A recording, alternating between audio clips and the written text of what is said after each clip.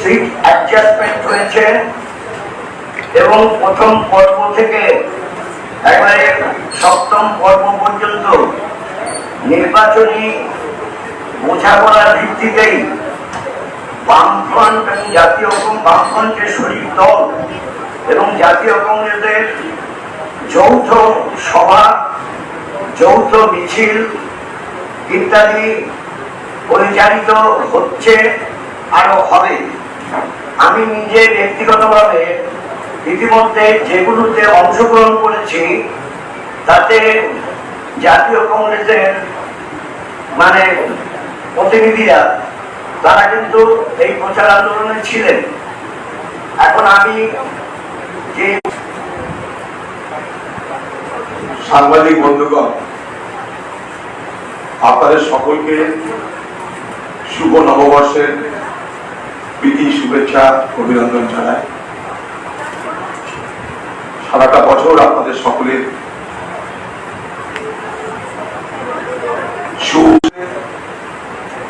এখানে একটা press conference করে আমাদের যে কথা, আমাদের যে ভাবনা, সেটা জানানোর চেষ্টা করি। এবারেও তার ব্যতিক্রম হয়নি। নির্বাচনী প্রচার তুঙ্গে, তাই সময় পাওয়া মুশকিল, সময়ের সংকট। তার সঙ্গে আবার আমি একজন প্রার্থী, স্বাভাবিকভাবে এই সময়ের সংকটের মাথায় রেখে একটা বিশেষ কাজে আমি কলকাতা এসেছিলাম। রথ দেখা, কলা বেচা দুটোই যাতে হয়, সেই জন্য আমার কাজ এবং সেই সঙ্গে সঙ্গে প্রেস আমরা আহ্বান করছি, সময় পান অবশ্যই আসুন। আমরা আমাদের যা যা ভাবনা, ইচ্ছে, লক্ষ্য সংবাদ মাধ্যমকে আমরা বলতে পারব। বিমানটাও ব্যস্ত মানুষ, ওনার বসিরহাটে প্রোগ্রাম আছে, ওনার এক দলের সাথী মৃত্যুর কারণে স্মরণ সভা, সেখানে উনি কথা দিয়েছেন, তাই ওনাকেও সময় মতো সেখানে পৌঁছাতে হবে। বিমানবাবুরা সেই ঘটনার লোক যারা সময়কে গুরুত্ব দেন, যারা খুব কমিটেড পার্সোনালিটি। বিমানবাবুদের ঘটনা সঙ্গে চলা কঠিন, তারা যেমন শৃঙ্খলা করেন তেমন সময় অনুবর্তিতা মেনটেন করে চলে। ঠিক একইভাবে দুটোই তাকে প্রেস ক্লাবে আহ্বান করা যেত, তার আগে এসে উপস্থিত থাকেন। যতদিন তিনি চা খেয়েছেন এবং তার পূর্ণ তেজ নিয়ে, দীপ্ততা নিয়ে তিনি কিন্তু এখানে হাজির হয়েছেন। ফলে আপনাদের যে কোনো প্রশ্ন উত্তর তিনি দিতে সক্ষম, সেইভাবে বলিয়ার হয়ে তিনি এসেছেন। কথার কিছু নেই, আমরা বিমানদা বলবেন যে আসন সমঝোতা হয়েছে সপ্তম ফেজ। সেই সমস্ত কংগ্রেসের বামেদের কর্মী নেতৃত্বকে ভয়, বিধি প্রদর্শন, সেই সঙ্গে প্রলোভন সবই চলছে। যেমন করে পঞ্চায়েত পৌরসভা হয়, তৃণমূলের নেতারা খুব গর্ব করে কোথাও কোথাও বলছে আমরা পঞ্চায়েত ভোট করে দেখিয়ে দিয়েছি, পৌরসভা ভোট করে দেখিয়ে দিয়েছি। যেমন করে পঞ্চায়েত ভোট হয়েছে, পৌর ভোট হয়েছে, তেমন করে লোকসভা ভোট হবে। অতএব কংগ্রেস বা বামের এত খুশি হওয়ার কোনো কারণ নেই। উল্টে আমরা বলেছি, আমি নিজে বলেছি যে পশ্চিমবঙ্গে একটা বুথ আমরা লুট হতে দেব না। আমরা এই নির্বাচনটা রাজ্যের নির্বাচন কমিশনের অধীনে করছি না, আমরা এই নির্বাচন কেন্দ্রের নির্বাচন কমিশনের অধীনে করছি। সেই কেন্দ্রের নির্বাচন কমিশনের কাছে আমি 2 থেকে 3 দফা দিল্লিতে সাক্ষাৎ করেছি, তাদেরকে আমাদের তরফ থেকে ডেমনস্ট্রেশন দিয়েছি এবং তাদেরকে বোঝাতে পেরেছি যে বাংলায় পৌরসভা বা পঞ্চায়েত নির্বাচনে আবার পুনরাবৃত্তি করতে চাইছে তৃণমূল। অতএব এখন থেকে আপনারা সতর্ক। তারা আমাদেরকে কথা দিয়েছে যে আপনারা নিশ্চিন্তে বাংলার মানুষকে বলুন যে প্রত্যেকটা বাংলার মানুষ যারা ইচ্ছুক ভোট দিতে, এবং শুধু ইচ্ছুক না হলে তাদেরকে আমরা বোঝাবো যাতে তারা ভোট দিতে তারা এগিয়ে আসে। আমরা প্রত্যেকটা গণতন্ত্রপ্রেমী মানুষের ভোট নিশ্চিত করার জন্যই কেন্দ্রীয় নির্বাচন কমিশন বসে আছে, আমরা সেটাকে সুনিশ্চিত করব।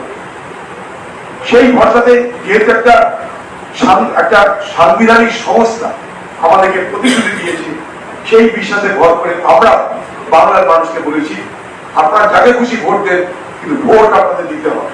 ভোট দেওয়ার অধিকারকে পুনর্বার প্রতিষ্ঠিত করতে হবে। মানুষ পঞ্চায়েত ভোটে ভোট দিতে পারেনি, মানুষ পৌর ভোটে ভোট দিতে পারেনি, মানুষ লোকসভায় ভোট দিতে এগিয়ে আসুক, এই দাবি মানুষের কাছে রেখেছি।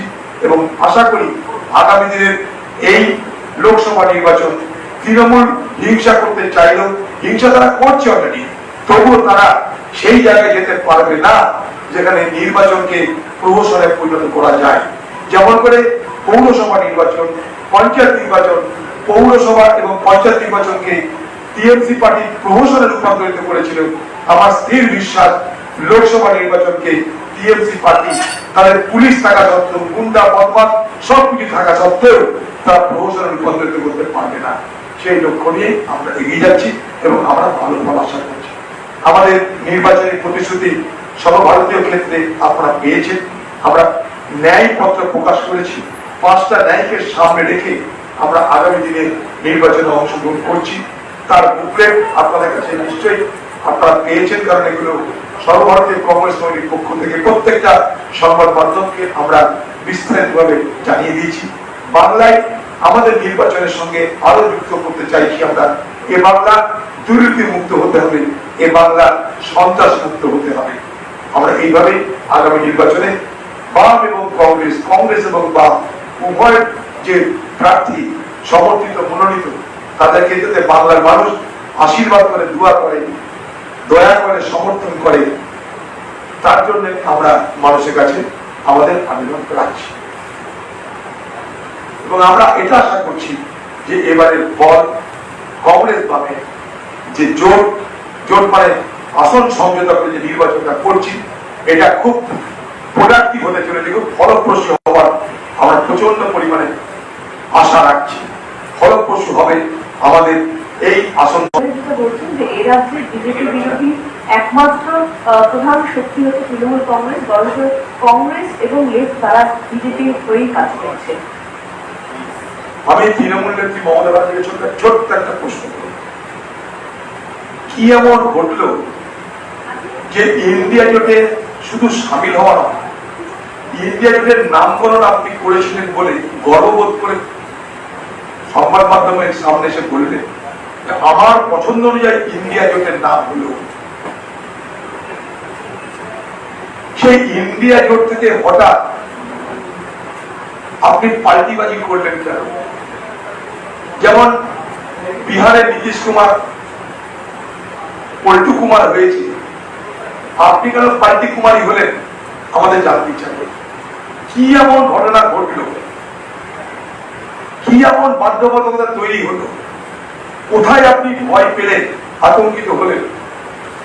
যে ইন্ডিয়া জোটের মিটিং এ পাটনা, ব্যাঙ্গালোর, মুম্বাই আপনি বড় বড় কথা বলছেন, ইন্ডিয়া জোট ভারতবর্ষ থেকে মোদীকে সরাতে পারবে। আপনি ইন্ডিয়া জোটের কনভেনারকে, প্রধানমন্ত্রীকে তাও মনে মনে ঠিক করে আকার ইঙ্গিতে বুঝিয়ে দিচ্ছেন। আপনি রাহুল গান্ধীকে নেতা বলে মানছেন। কি এমন ঘটলো সেই ইন্ডিয়া? আবার বলছি ইধার উধার কি বাত না কর, বতা কাফিলা কাইসে লুটা। এদিক ওদিক কথা বলে লাভ নেই দিদি। প্রথমে আপনি বলুন ইন্ডিয়া জোট ছেড়ে পালালেন কেন? নীতিশ কুমার পালিয়েছিল তার কারণ নীতিশ কুমারের মুখ্যমন্ত্রী দরকার ছিল, বিজেপির সঙ্গে আঘাত করবে। আগামী দিনে এমন ঘটনা ঘটলে সংবাদ জগৎ অবাক হবেন না। যখন কংগ্রেস এবং বামের এই আসন সমঝোতা নির্বাচনী জোট এই বাংলায় ভালো ফলাফল করতে পারলে তাসের ঘরের মতন গোটা তৃণমূল দল ভেঙে পড়বে, আপনি মিলিয়ে নেবেন আমার কথা।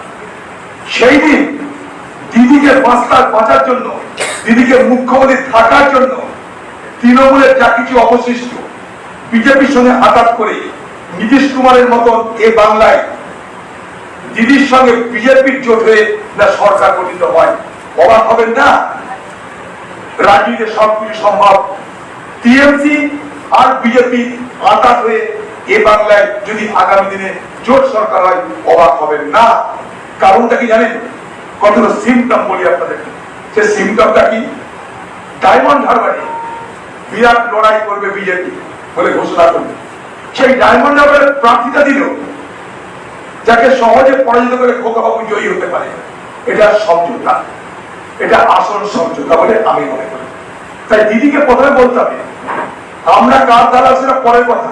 ভারতবর্ষের মানুষ জানে একমাত্র প্রতিদিন নরেন্দ্র মোদীকে আক্রমণ করতে হয় রাহুল গান্ধীকে। ভারতবর্ষের যে কোনো প্রান্তে মোদীকে আক্রমণ করতে হয় রাহুল গান্ধীকে।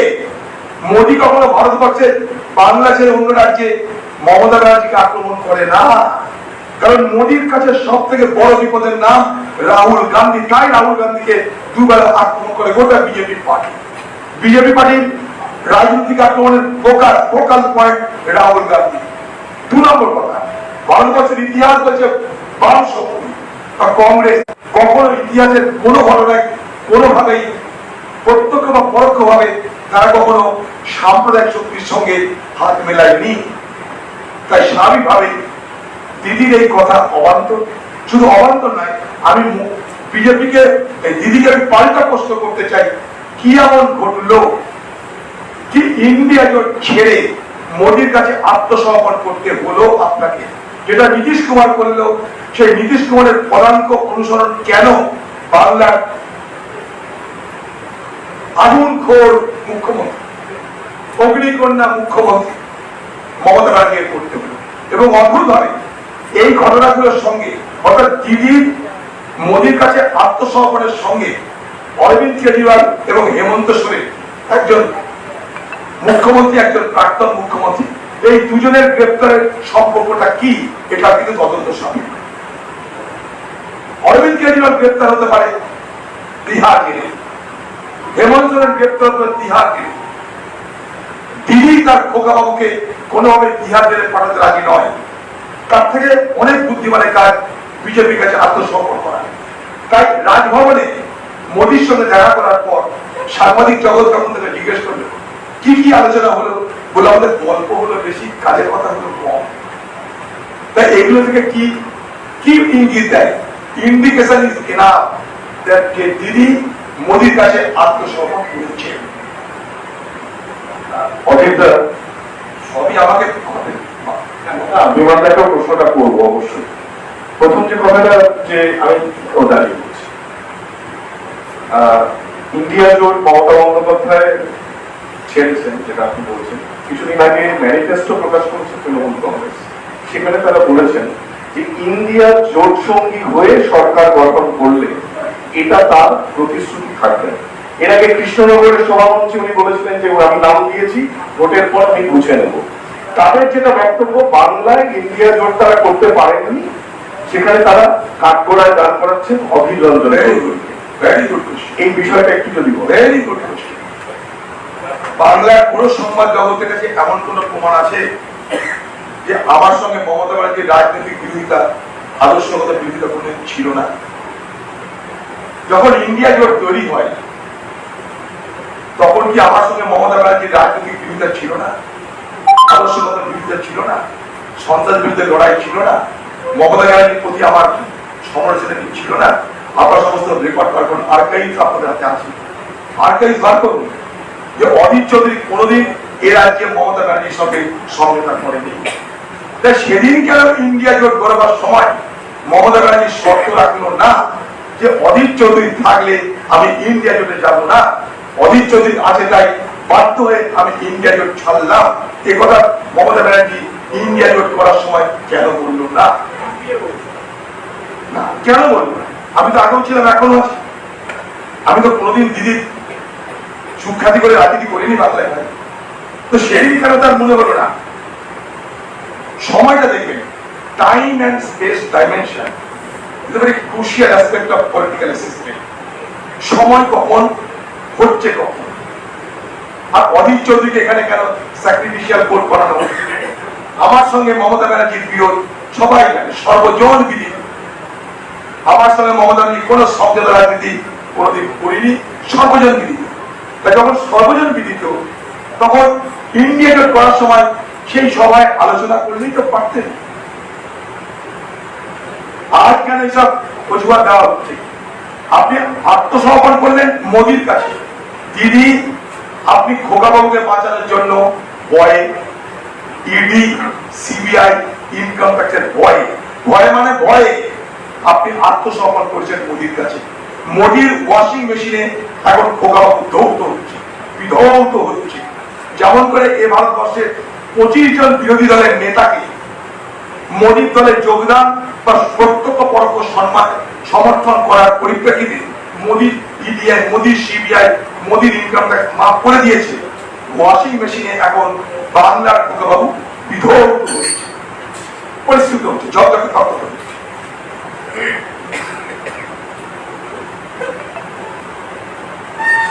ठीक है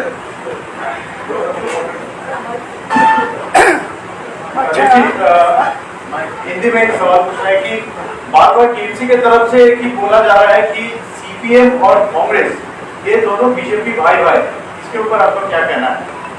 ये हमारे देश की अगर सियासी इतिहास को अगर गौर किया जाए तो इसमें आसानी से आपको पता चलेगी कि 1999 में बीजेपी पार्टी के साथ चुनावी गठबंधन बनाई थी, ये खुद ममता बनर्जी, उनकी सरकार की मंत्री भी बनी थी ये ममता बनर्जी। ये बंगाल में एक नहीं कई चुनाव में ममता बनर्जी के साथ बीजेपी की गठबंधन हुई थी, कोई नई बात नहीं है। दूसरी बात यह है कि ममता बनर्जी की सत्ता में रहते हुए सबसे अगर बंगाल में किसी पार्टी का विकास हुई तो उनकी नाम बीजेपी पार्टी, सबसे ज्यादा तरक्की किसी पार्टी की हुई तो उनकी नाम बीजेपी पार्टी।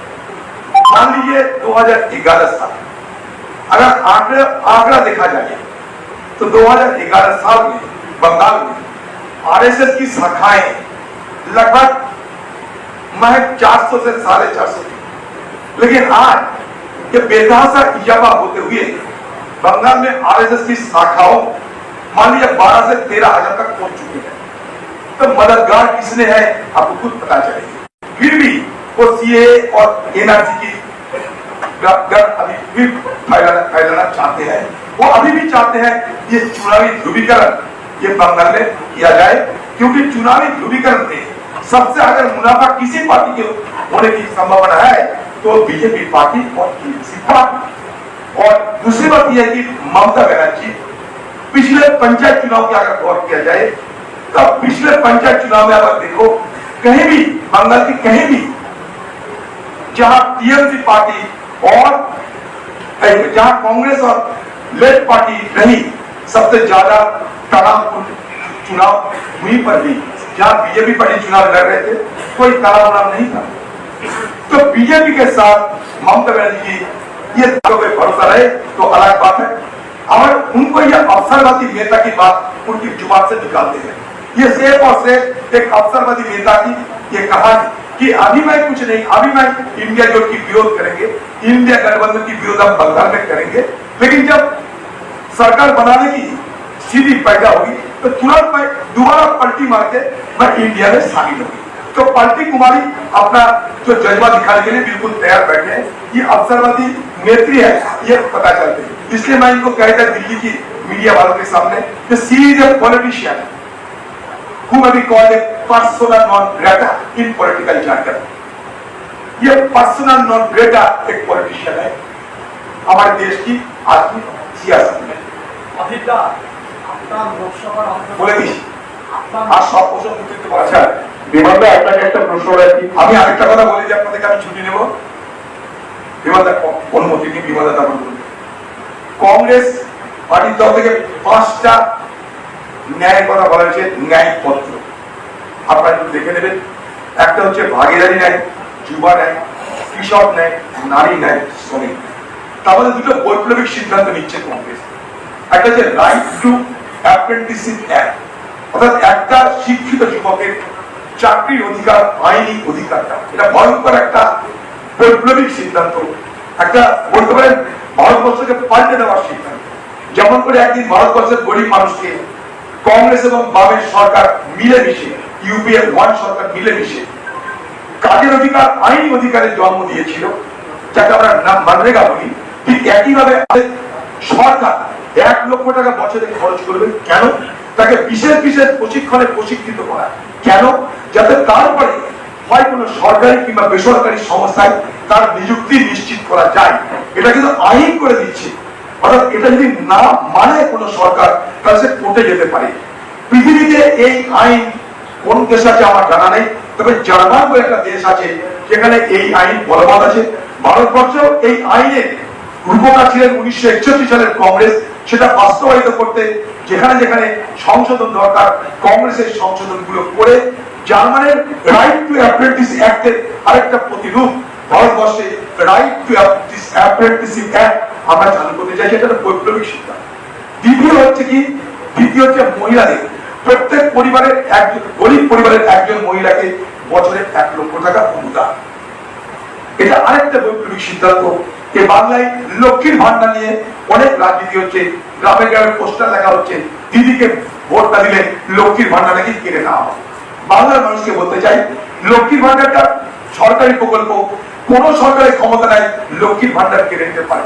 বাংলা মানুষ আরেকটা কথা বলতে চাই, বাংলায় কোনো মানুষ যদি তৃণমূলের বিরুদ্ধে ভোট দেওয়ার জন্য লক্ষ্মীর ভান্ডার কেড়ে নেওয়ার পরিস্থিতি হয়, লক্ষ্মীর ভান্ডার কেড়ে নেয়, আমরা কংগ্রেস কথা দিচ্ছি, ভারত দলের কথা দিচ্ছি, আপনাদের সেই লক্ষ্মীর ভান্ডার ফিরে দেওয়ার দায়িত্ব আমাদের।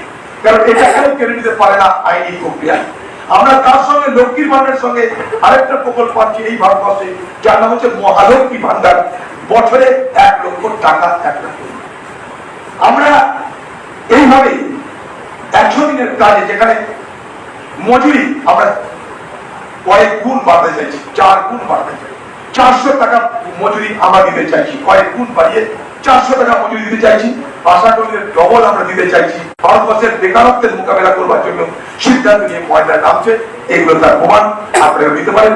কৃষকদের জন্য আরেকটা বৈপ্লবিক সিদ্ধান্ত, সেটা হচ্ছে ভারতবর্ষে যে সমস্ত ফসলের উপরে ন্যূনতম সহায়ক মূল্য আছে মিনিমাম, সেগুলো খরিদ করতে বাধ্য থাকবে আইনের তুলনা। অর্থাৎ দিল্লিতে যে কিষানরা আন্দোলন করেছিল, যে আন্দোলনের জন্য কয়েকশো কিষানকে মৃত্যু হয়েছিল, কয়েকশো কিষানের তাদের জীবন মরণ পণ করে যে লড়াই করেছিল, তাদের প্রতি মজা এই লোকসভা ইলেকশনে আপনাদের দুজনেরই বেঙ্গল এন্ড ভারতবর্ষে তৃণমূল 1 নম্বর শত্রু না বিজেপি 1 নম্বর? ওরকম 1-2 কথা আমরা বলি না, আচ্ছা, এরকম শত্রু ক্লাসিফিকেশন হয় না। আমরা আইডিওলজি বিরোধিতা, রাজনীতিক হিসাবে বিজেপির আমরা আইডিওলজি বিরোধিতা করি, আইডিওলজিক্যাল ব্যাটল। সবুজ সাথী সাইকেল বাংলাদেশের কত কোভিডে মিড ডে মিলের চাল 47,000 টন বেঁচেছে দিদি দলের লোকরা, ওই জন্য বালু জেলে। দিদি আমাদের কি দিল? কটা ভালো ভালো চোর দিল। অনুপম এক চোর, পার্থ এক চোর, বালু এক চোর, কত বড় বড় চোর দিয়েছে দিদি। যে বাংলা ভারতবর্ষকে স্বামী বিবেকানন্দ দিয়েছে, রবীন্দ্রনাথ ঠাকুর দিয়েছে, কাজী নজরুল দিয়েছে, সেই বাংলাকে দিদি উপহার দিচ্ছে ভোটের আগে। অনুপম কেষ্টা চোর, পার্থ চোর, বালু চোর, আর কি চাই আমরা? তো যেখানে চোরদের এত উপহার, বিচারটা সাইকেল চুরেছে, আপনার তো গায়ে লাগার কথা না, কিছু মনে করবেন এতে, এগুলো গায়ে মাখবে না। দিদির কথা মনে রাখুন, দিদির মুখ থেকে ভোট। দিদি বলেছে আমি দরকারে বাসন মেজে দিব, ঘর মুছে দিব, কাপড় কেটে দিব, আমাকে সব ভোট দিন, দিদিকে ভোট দিন। সাইকেল চুরের কথা মনে করার দরকার নাই। আপনি চাকরি কেন পেলেন না সেটা মনে তদন্তভার নিয়েছেন। বিমানদা অতীত নির্বাচনে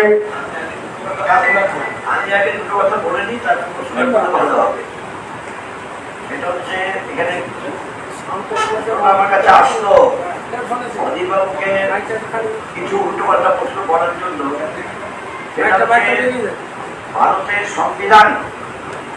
ভারতের সংবিধান ও গণতান্ত্রিক ব্যবস্থাকে রক্ষা করতে বিজেপিকে পরাস্ত করুন, এটা আমরা বলেছি। রাজ্যকে বাঁচাতে দুর্নীতিগ্রস্ত তৃণমূল কংগ্রেসকে পরাস্ত করুন, কেন্দ্রে একটি বিকল্প ধর্মনিরপেক্ষ সরকার করা সুনিশ্চিত করুন, সংসদে জনগণের কণ্ঠ সোচ্চার করতে বামফ্রন্ট ও বামফ্রন্ট সমর্থিত ধর্মনিরপেক্ষ শক্তিকে বিজয়ী করুন। বলে পশ্চিমবঙ্গে জনগণের কাছে বামফ্রন্টের অনুরোধ, বাংলার প্রগতিশীল চিন্তা ও সংস্কৃতিকে রক্ষা করতে, রুজির লড়াইকে তীব্রতর করতে, গণতন্ত্র রক্ষা করতে বামফ্রন্ট ও বামফ্রন্ট সমর্থিত জাতীয় কংগ্রেস প্রার্থীদের জয়ী করুন। বামফ্রন্টের নির্বাচনী আবেদনে আমরা এটা বলেছি। আমাদের যেমন কংগ্রেস যেরকম তার এআইসিসি থেকে তারা যে ঘোষণা করেছে সেখানে যে পয়েন্টগুলো আছে আমাদের এই আবেদনে বেঙ্গলের ক্ষেত্রে যে প্রশ্নগুলো আছে সেই পয়েন্টগুলো আছে।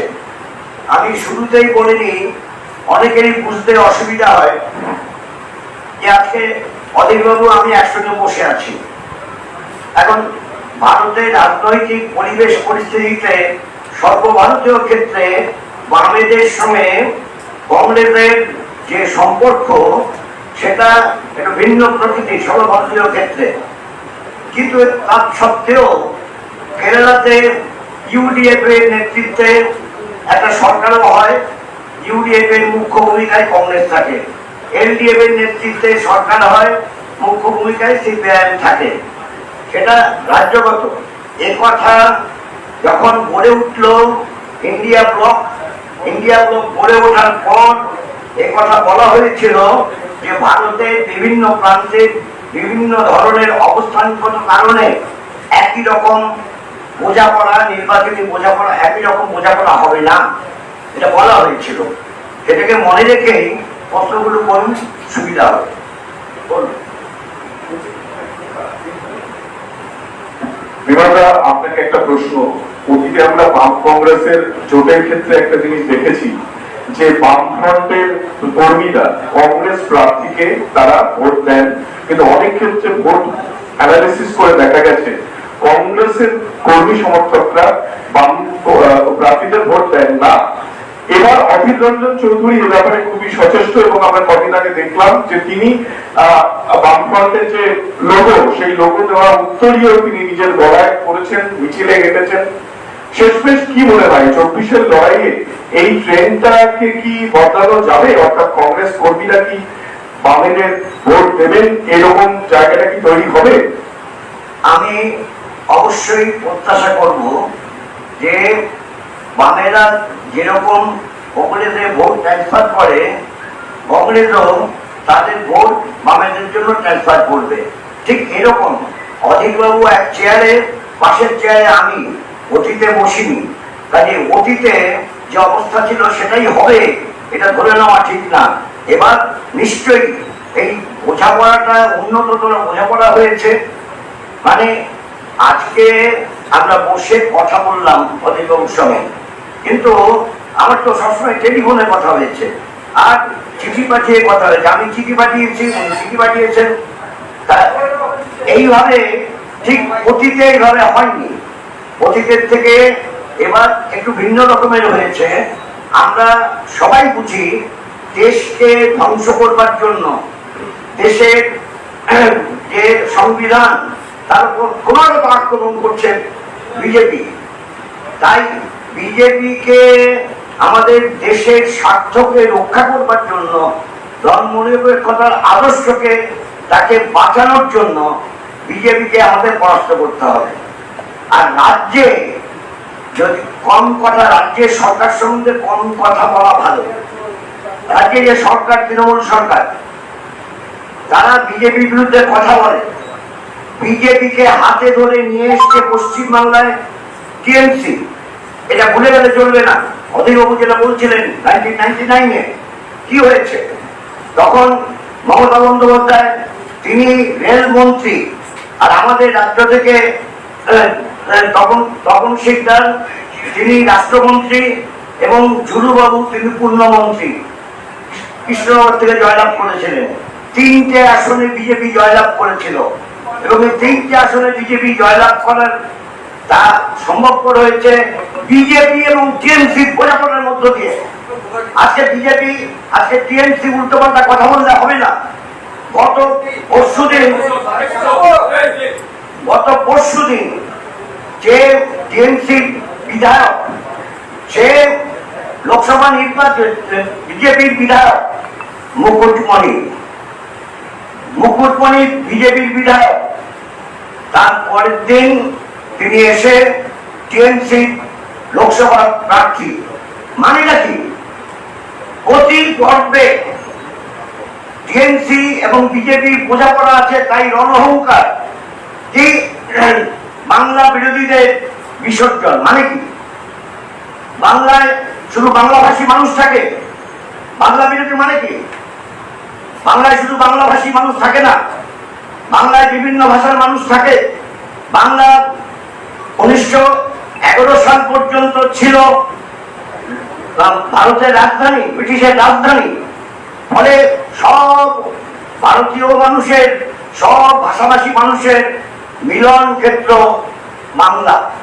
কলকাতায় তো বাংলাভাষী মানুষের সংখ্যা কম, ব্যারাকপুরে তো বাংলাভাষী মানুষের সংখ্যা কম, মাইনরিটি। কলকাতা এবং খড়গপুরে মাইনরিটি। তার জন্য আমরা লজ্জিত না। এবং বাম কংগ্রেস বোঝাপড়া, এটা দেখাতে হবে। ফলে তখন বুঝতে পারবেন যে এবার আর দুপক্ষের মধ্যে ভোট ভাগাভাগি হবে তা না, এবার তিন পক্ষের মধ্যে ভোট ভাগাভাগি হবে। তিন পক্ষের মধ্যে ভোট ভাগাভাগি হলে অবস্থা কি হবে সেপোলজিস্টরাও বলতে পারছেন না। আমি এক সেপোলজিস্টের কথা বলেছিলাম, বলছেন তিন পক্ষ যদি হয়ে যায় বলা খুব মুশকিল হবে, কি হবে। কতগুলো সিটের ক্ষেত্রে অবশ্যই এরকম পরিবেশ পরিস্থিতি গড়ে উঠবে। অদিতা, একটা ছোট্ট প্রশ্ন আপনাকে। দীর্ঘদিনের আপনার রাজনৈতিক জীবন, আমরাও ভোট কভার করার সুবাদে অনেকদিন ধরে ভোট কভার করছি। এবার একটা ফার্স্ট ফেজ ভোটের পর একটা অভূতপূর্ব ঘটনা ঘটলো, বিজয় মিছিল বেরোলো। এই বিজয় মিছিলকে নিয়ে আপনি একটু মন্তব্য করবেন, তারপর বিমানবাবু করবেন। বিষয়টা গিয়ে দুটো জিনিস দেখবেন। ভারতবর্ষে আজকাল যারা ভোট পরিচালনা করার জন্য স্ট্র্যাটেজিস্ট নিয়োগ করছে না, তারা আজকাল সাইকোলজিক্যাল ওয়ারফেয়ারকে বেশি গুরুত্ব দিচ্ছে। যেমন কথায় বার্তায় মোদী বলে দিল 400 পার। মানুষের মতামত, মানুষের ভোট কোন রাজনৈতিক দলের পেটেন্ট তো নয়, তাদের ফিক্সড ডিপোজিটের টাকা নয়। মোদী বলে দিল 400 পার। অর্থাৎ সাইকোলজিক্যাল ওয়ারফেয়ারে, মাইন্ড গেমে সবাইকে বুঝিয়ে দেওয়া যে আমি তো 400 পারের কথা বলে দিয়েছি, তোমরা দিয়ে দাও। তোমরা দিলেও 400, না দিলেও 400। কিন্তু মোদী সমাজের উপর দৌড়ে বেড়াচ্ছে চালিয়ে। যদি 400 পার এত আসানিতেই হয়, মোদীকে দৌড়াতে হবে না, এত দৌড়াতে হবে। 2 নম্বর কথা, মমতা ব্যানার্জি, আপনি যে কথাটা বললেন যে ভোট হয়ে যাবার বিজয় মিছিল, এটা আরেক ধরনের সাইকোলজিক্যাল ওয়ার। তাদের দলের যে স্ট্র্যাটেজিস্টকে নিয়োগ করেছে তার বোকাবাবু, সে শিখাচ্ছে যে আগে নির্বাচন হয়ে যাওয়ার সঙ্গে সঙ্গে বিজয় মিছিল বার করো, বিরোধীদেরকে ফিজিক্যালি অ্যাসাল্ট করো। যেমন আপনারা একজন প্রশ্ন করলেন না, আপনাকে বারবার হামলা হচ্ছে, হামলাটা করতে কারণ আছে। এটা একটা স্ট্র্যাটেজি থাকে, উত্তেজিত করো, প্ররোচিত করো, করতে করতে করতে করতে ট্র্যাপ করো, ফালে ফেলে দেয়, যাতে প্রমাণ করা যায় যে দেখো বেআইনি কাজ করছি আমরা, আমাদের প্রচারে বাধা সৃষ্টি করো। এসব কতগুলো স্টাইল এদের, ঠিক আছে। সেখানে স্থানীয় পুলিশ এখন তাদেরকে মদত করে যাচ্ছে। তো এইগুলো থেকে করতে হচ্ছে একটাই কারণে, তারা নিজেরা ডেসপারেট হয়ে যাচ্ছে। যেখানে যেখানে তাদের সম্ভাবনা কমে যাচ্ছে, সেখানে সেখানে তারা আরো বেশি বেশি করে এই ধরনের কতগুলো সাইকোলজিক্যাল ওয়ারফেয়ারের চেষ্টা করছে। যেমন আমার উপর হামলা করার সঙ্গে সঙ্গে ওরা প্রচার করতেছে কি জানেন, যদি এমপির ক্যান্ডিডেট যখন হামলা করছি বলে দিন তো হামলা হবে, কিছু করার নেই, এটাকে পঞ্চায়েত ভোট করবো। বললাম এটাকে পঞ্চায়েত ভোট করবো। আমি সেখানে পাল্টা চ্যালেঞ্জ দিয়েছি মুর্শিদাবাদে, একটা বুথ মিনস একটা বুথ যদি তৃণমূল দখল করে দেখাতে হবে মুর্শিদাবাদে, আমি রাজনীতি করা ছেড়ে দেবো। কথা দিলাম, রাজনীতি করা ছেড়ে দেবো। একটা বুথ যদি দখল করে দেখাতে হবে, বারবার ঘুঘুতে দাঁত খাবে না। আপনারা জিজ্ঞেস করছেন না কত সিট, দিদি নয়, আমরা মোদী নই। মানুষের দুয়া আশীর্বাদের উপর ভরসা করে রাজনীতি করি। as many seats as possible, ততটা সিটে আমরা জয়ী হওয়ার সম্ভাবনা রেখে লড়াই করছি। আমরা কোনো সাইকোলজিক্যাল ওয়ারফেয়ার করি না। মানুষের মতামতকে শ্রেষ্ঠত্ব দিই, তাদের মতামতকে সব থেকে বেশি আমরা মর্যাদা দিই। আর এই সমস্ত দল যারা নোটের উপরে, পুলিশের উপরে, সিবিআই, ইডি, ইনকাম ট্যাক্স, এখানে সিআইডি, পুলিশের উপরে ভরসা করে রাজনীতি করে, তারা এইসব গল্প মানে এত অত তত এসব গল্প মানে। আমি তো এর আগে চ্যালেঞ্জ দিয়েছিলাম, আরে ভাই তোমরা সবাই যেন আমি হেরে যাবো, তো দিদি তুমি দাঁড়াও কিংবা খোকাকে দাঁড় করা আমার বিরুদ্ধে। আচ্ছা তার নাই বা হলো, কমসে কম এটা তো বলো যে বহরমপুরের হার মানে দিদির হার, বহরমপুরের জিত মানে দিদির জিত, তবে না মজা লাগবে। লড়াই করলে মজা লাগতে হয়, ভালো লাগতে হয়। এরকম দিদি বলুক না, দিদি সারা দেশকে বাতালে হয়, এরকম বলুক বহরমপুরে যদি তৃণমূল হয় ওটা দিদির ব্যক্তিগত হয়, দিদির রাজনৈতিক পরাজয়, বহরমপুরে যদি তৃণমূল জেতে তো দিদির রাজনৈতিক, এটুকু বলুক। আর আমি উল্টে বলেছি বহরমপুরে হারলে অধীর চৌধুরী সারা জীবন তো রাজনীতি থেকে ছুটি নিয়ে নেবে, চলো। আর কি বলবো, সবাই সামনে ছুটি নিয়ে নেবো রাজনীতি থেকে। তাহলে আমাকে দিদি এত ঝামেলা থাকবে না, খালি হারিয়ে দিক আর দিদি ঘোষণা করে দিক। পরাজয় মানে দিদির ব্যক্তিগত পর্যায়ে, আর কিছু চাই না। চ্যালেঞ্জ পশ্চিমবঙ্গের এবারে নির্বাচন চ্যালেঞ্জ থাকলো আমার।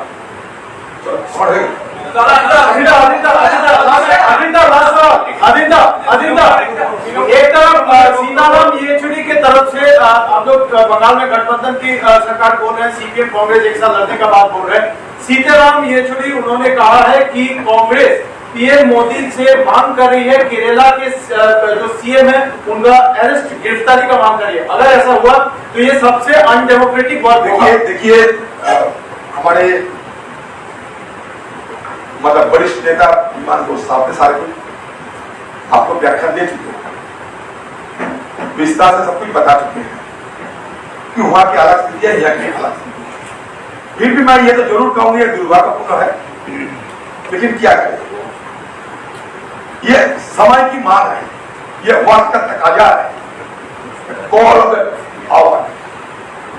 ये समय की मांग को मद्देनजर बंगाल में और कई कई जगह में हम ये करना पड़ेगा, इसलिए कि हमारा मकसद एक ही है, किसी हालत में हिंदुस्तान की सत्ता से ये जो तानाशाही की राज चलते हैं, जो ध्रुवीकरण की राजनीति वाले लोग बैठे रहते हैं, उनको सत्ता से बाहर करना, ये हमारा मकसद है। इसमें उस जगह पहुंचने के लिए उस कई कई दिक्कत तो है, ये दिक्कत मानते हुए भी हम लोग समझौता की राजनीति करते हैं। आप लोग कह रहे हैं जरूर हुए हैं, लेकिन एक ही राज्य में, और मान लिए हैं, मानकर हम चलते हैं। वहां हमारे नेता राहुल गांधी भी चुनाव में लड़ रहे हैं, तो मान के चलते। इसका मतलब ये नहीं सारे हिंदुस्तान में हमारे बीच कोई दरार पैदा हुई है, कभी कहीं नहीं। ये अलग एक हिस्सा है, अलग एक मुद्दा है, अलग एक हमारा वहां कोई आवश्यकता है, कोई मजबूरी है, बस। দাদা তৃণমূল একটা দাবি করছে যে আপনি এবং সিরিজ পাশাপাশি আসন বেছে নিয়েছেন, একে অপরের উপর নির্ভর করে জিতলেন, একে অপরের উপর নির্ভর করে জিতলেন। আমি বরাবর 5 বার জিতেছি, কারোর উপর নির্ভর করে জিতি না। আমি নির্ভর করি মানুষের দুয়া আর দয়া, কখনই ভুলটা করবেন না। 5 বারের এমপি আমি, মানুষের দয়া করা। একটা গ্রামের ছেলেকে দিল্লি পর্যন্ত নিয়ে গেছে, সোনিয়া গান্ধীর পাশে বসার সুযোগ করে দিয়েছে। আর গল্প করে লাভ নাই, কারোর দয়াতে, কারোর ভরসায়, কারোর সাপোর্টে নয়, আমরা মিলিত হয়ে লড়ছি, না বলার কি আছে। তবে মোদির দয়ায় দিদি যেমন লড়ে, আমরা তার দয়ায় লড়ি।